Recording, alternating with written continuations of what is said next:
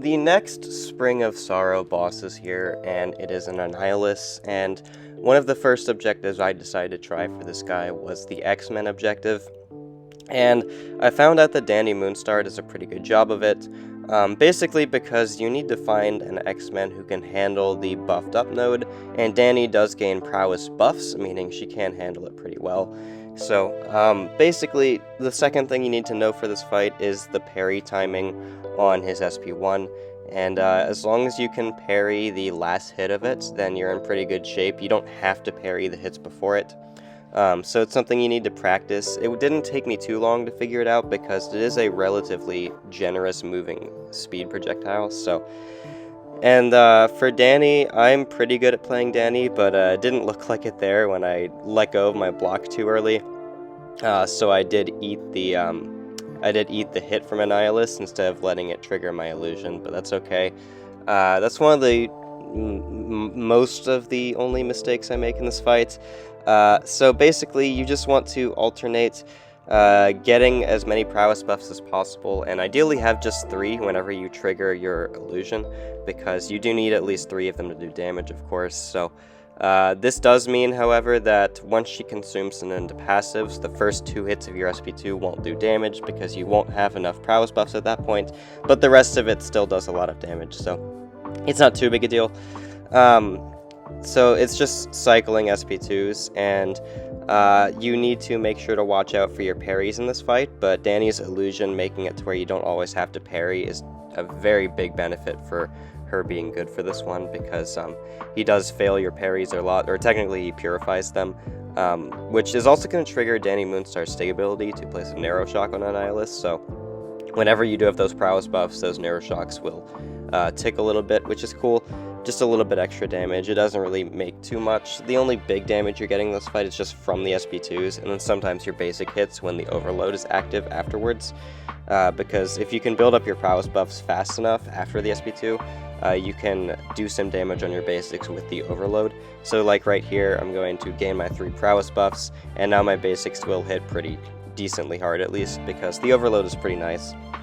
It increases your damage by like 70%, and then that scales more if you have the energy vulnerability from the SP1, but you can't really weave the energy vulnerability into her rotation for this fight, because it just doesn't make a lot of sense when you want to use the special 2, because it has more hits than the SP1. That means more amount of damage you can get, because remember, you are going to be delayed gaining the prowess a little bit, because you will consume them into the passives, and you need the buffs to actually be there to do damage, so... that means on the SP2, 5 hits actually do damage, or 5 or 4, I don't even remember, and then 3 on the SP1. So, the SP1, again, it doesn't really fit into the rotation. You just want to spam SP2s with 5 neural arrows and 5 prowess, which if you're an experienced Dani player, you probably know how to get.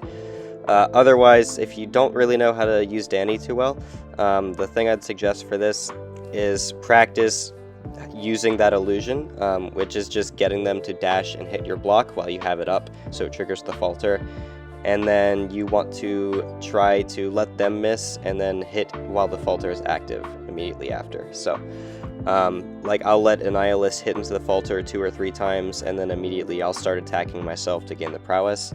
And that's basically all you need to know for playing Dani. You get the illusion, you trigger it, and then hit him a little bit to get the prowess.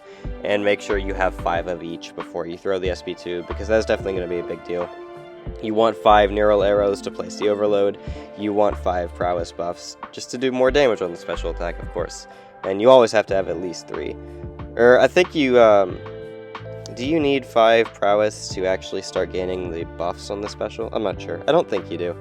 But anyway, this Annihilus is going down very slowly but steadily, and we're going to throw the SP2 here again with 5 and 5. We gain more prowess buffs on the hits, and then he's down to 13% now, so I'm hoping another SP2 would kill. There, I didn't go for the parry. I don't know why. I just decided to block it like an idiot, which is going to be very bad, as you're going to see, because I'm actually going to die with him at like 2%. So this is not a solo, but she could have soloed. I just used 1 revive instead of going to do the attempt again to get the video out faster, so I do hope this video helps you out, because I do think Dani is one of the best options for the X-Men objective, because this does not take me too many attempts to use Dani, and there I just missed the parry like an idiot, so yeah.